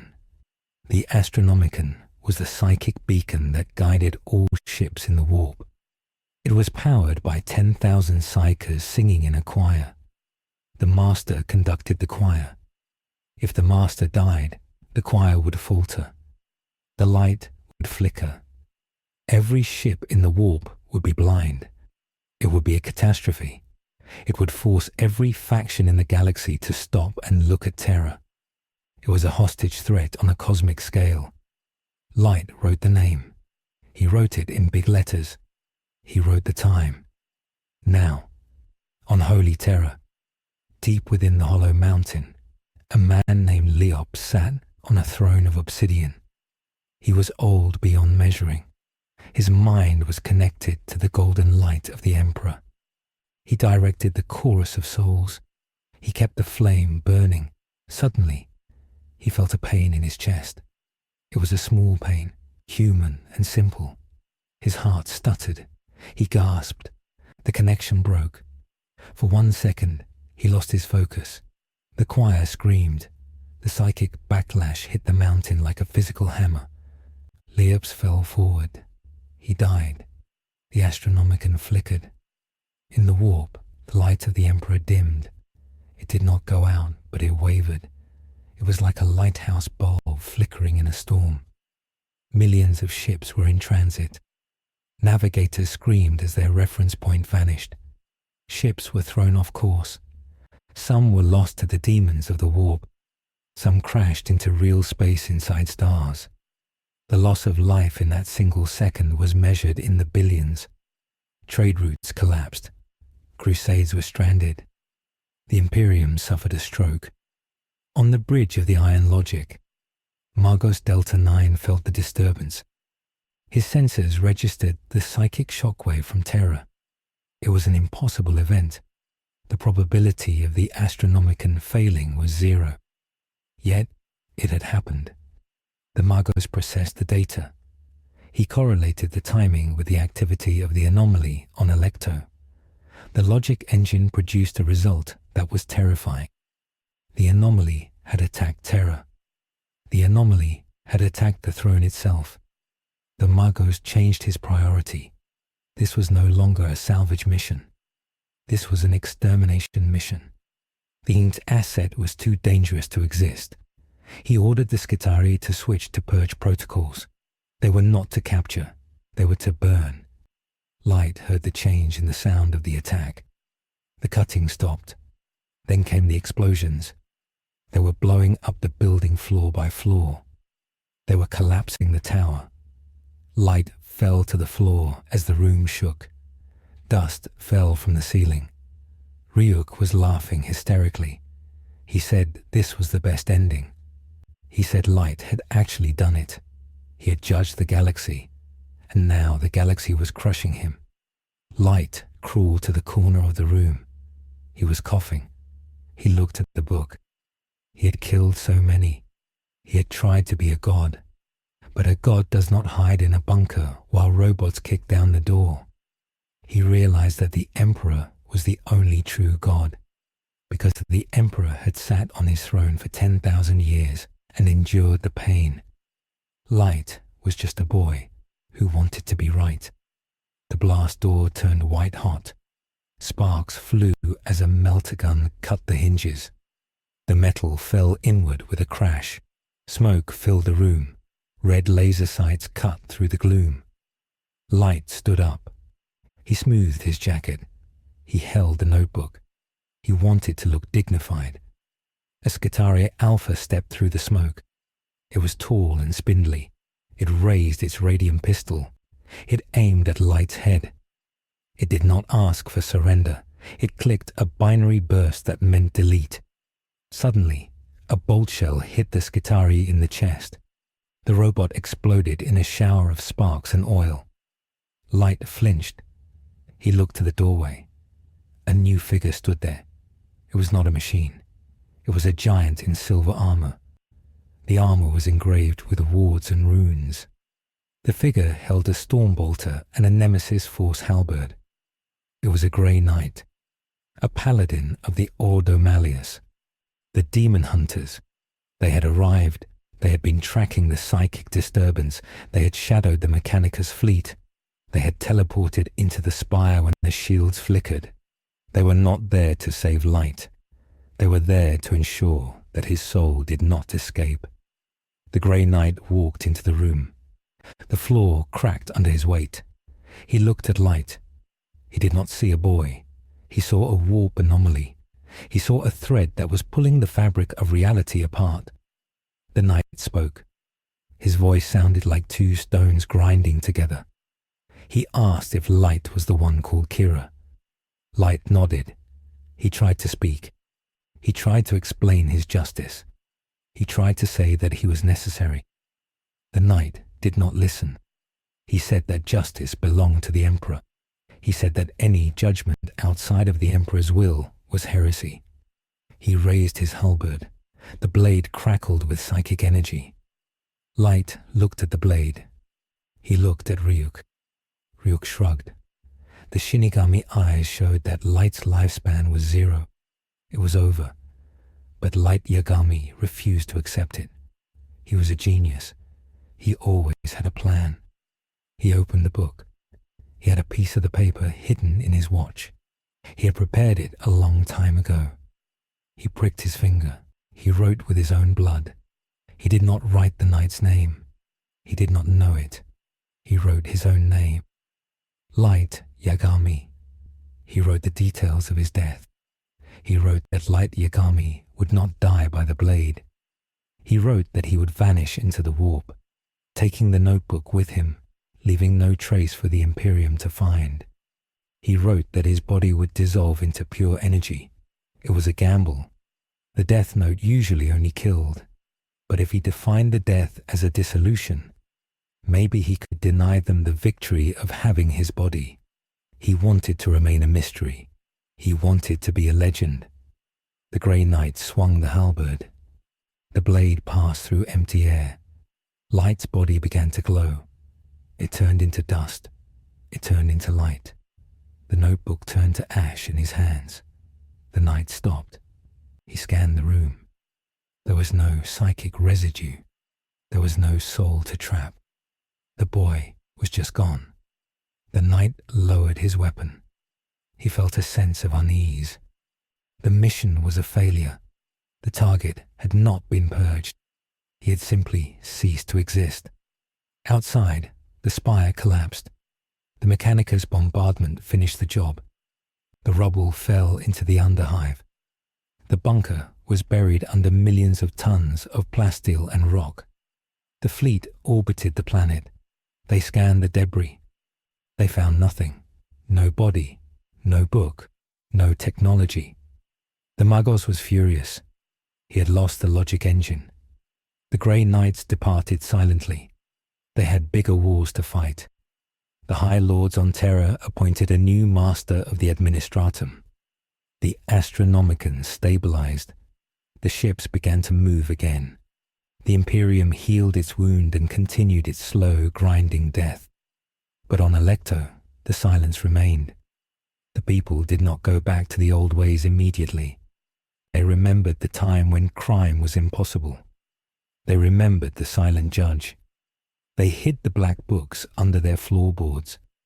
They told stories to their children.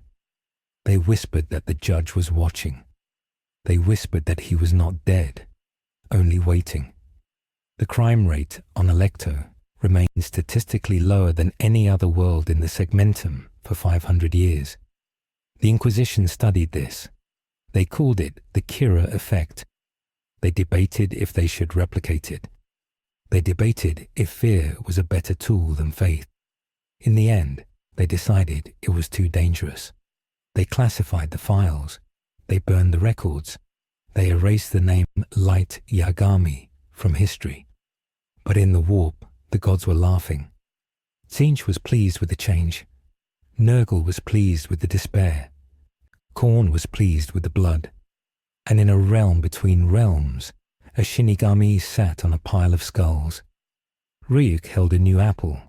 It was a red apple from Terra. He took a bite. He looked at the empty space where light used to be. He spoke to the emptiness. He said that it was a good game. He said that light was the most interesting human he had found in a long time.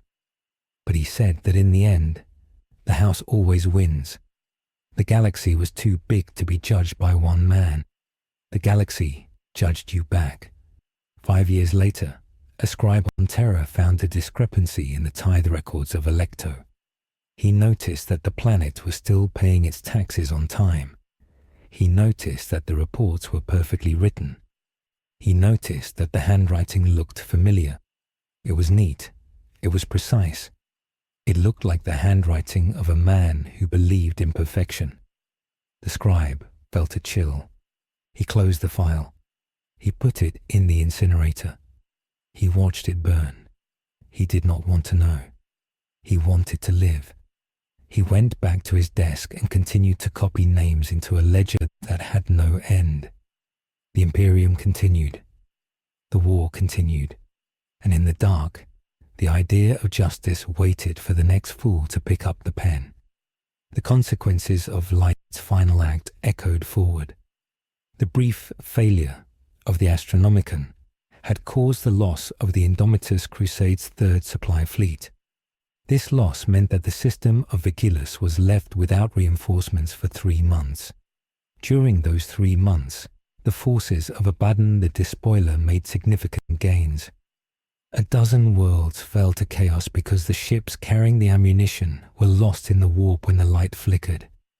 Light had tried to save the Imperium, but his arrogance had weakened it. He had killed the corrupt to save the innocent, but in striking at the heart of the system, he had accidentally aided the great enemy. This was the tragedy of his actions. In the Warhammer 40,000 universe, there are no clean victories.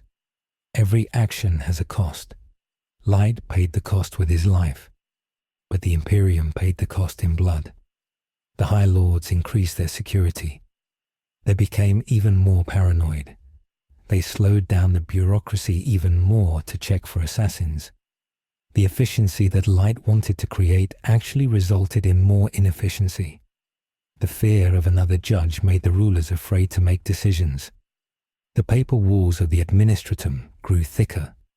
The stagnation deepened. Light wanted to speed up the world, but he froze it. This was the final irony. The system absorbed the blow and grew more rigid around the scar. The legend of Kira became a heresy. The ecclesiarchy preached that Kira was a demon of doubt.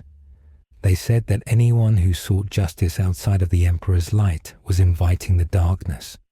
They used the story of Alecto as a warning.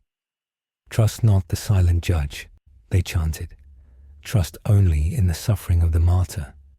The black books were hunted. To own a notebook became a crime on some worlds. Literacy was viewed with even more suspicion. The pen became seen as a weapon of the enemy. The Imperium learned the wrong lesson, as it always did. It learned to fear intelligence. And Rook moved on. He found a battlefield where orcs were fighting tyranids. He sat on a rock and watched the carnage. He missed the quiet conversations in the bunker. He missed the apples. But he was a spectator. He would watch until the last star went out. He wondered if anyone else would ever try to fix this broken galaxy.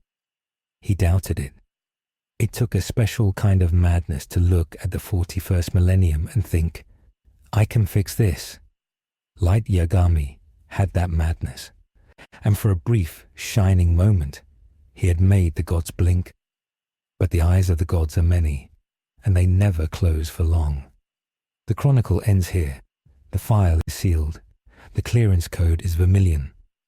The lesson is simple. In the grim darkness of the far future, there is no justice. There is only war. And those who try to bring order to the chaos only become another casualty of the endless slaughter. The name Light Yagami is dust. The Imperium stands. The clock ticks. The end is not yet. The dust in the archives of the Order Hereticus on Terra is said to be the cremated remains of secrets that were too dangerous to keep but too valuable to destroy. 80 years after the disappearance of the entity known as Light Yagami, the file labeled Anomaly Obscurus sat on a desk of black iron. It was bound in chains. The scribe reading it was a man named Adept Harlan. He wore gloves made of silver mesh to protect his skin from any residual psychic taint that might cling to the paper. Harlan was researching a history of administrative failures in the Segmentum Obscurus. He turned the pages of the report filed by the late Inquisitor Vane. The ink was faded. The pages smelled of ozone and fear. Harlan read the statistics of the so-called golden month of Alecto. He saw the production graphs that went straight up. He saw the crime rates that hit absolute zero. It looked like a paradise. But Harlan knew better. He knew that in the Imperium, a paradise is just a trap waiting to spring. He looked at the current reports from Alecto. The world had returned to the standard Imperial mean. The skies were choked with smog again. The gangs ruled the lower levels again. The Planetary Governor was corrupt again, taking bribes from the off-world cartels. The silence was gone, replaced by the screaming of the industrial machine. However, there was a difference. It was a subtle difference that only a historian could see. The corruption on Alecto was quieter now. The governor did not host lavish banquets. He stole money in the dark.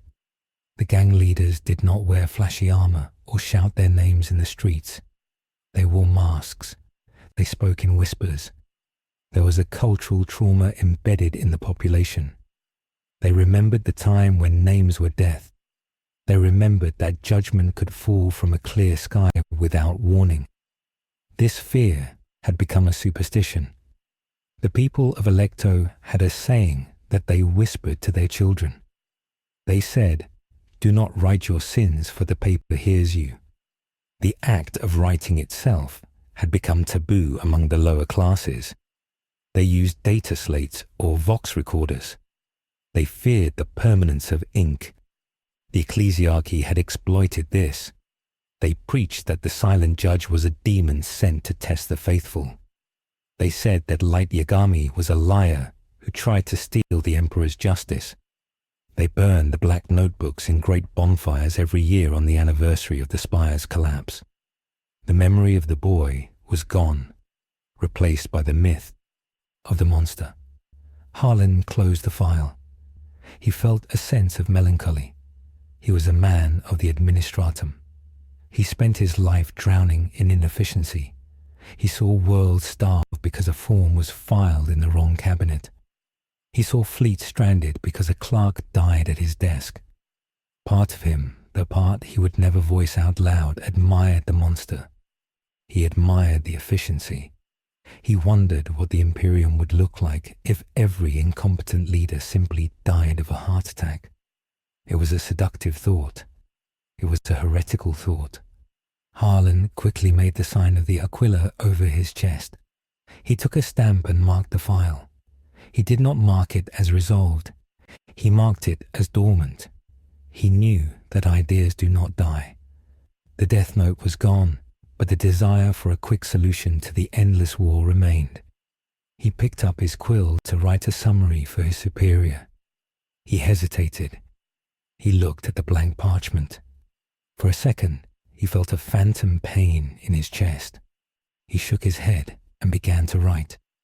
He wrote that the anomaly was a failure of faith. He wrote that the system worked because the system survived. He did not write what he truly felt. He pushed the file into the pneumatic tube. It vanished into the darkness of the archive. It would not be opened again for another century. Far away from Terra, on the war-torn world of Armageddon, a battle was raging. The green tide of the orcs was crashing against the steel wall of the Imperial Guard. Laser guns flashed in the gloom. Artillery shells churned the mud into bloody paste. It was a scene of absolute chaos. There was no order here. There was only the grind of meat and metal. High above the battlefield, sitting on the ruined shoulder of a destroyed warlord titan, sat a figure that no one could see. Ryuk the Shinigami ate an apple he had found in a dead officer's rations. The apple was rotten and tasted like promethium fuel, but Ryuk did not mind. He watched the orcs charge. He watched the humans die. He laughed. It was a dry, rattling sound that was lost in the roar of the guns. He thought about Light. He thought about the boy who wanted to be a god. Light had been interesting. Light had been sharp. But Light had been fragile. He tried to hold the galaxy in his hand, and the galaxy had broken his fingers. Ryuk looked at the orcs. They were simple. They wanted to fight. They wanted to win. They did not care about justice. In a way, they were more honest than Light. Ryuk finished the apple and tossed the core into the burning wreckage below. He spread his black wings. He decided to find a new game. Maybe he would drop a notebook in the Komorrah, the city of the Dark Eldar. That would be chaotic. Or maybe he would just watch. He was immortal. He had time. The war would never end. The laughter of the death god echoed across the battlefield, and for a moment the soldiers looked up, wondering why the wind sounded like a name being written in a book. But they saw nothing. They lowered their heads and continued to fire into the dark. The file on Terra remained closed. On the final page in the margin, a scribe from 50 years ago had written a single sentence in unauthorized ink. It read, "For a brief time, justice was faster than the Imperium." The ink was fading, but the words were still legible, a quiet testament to the boy who tried to judge the abyss and found that the abyss did not care.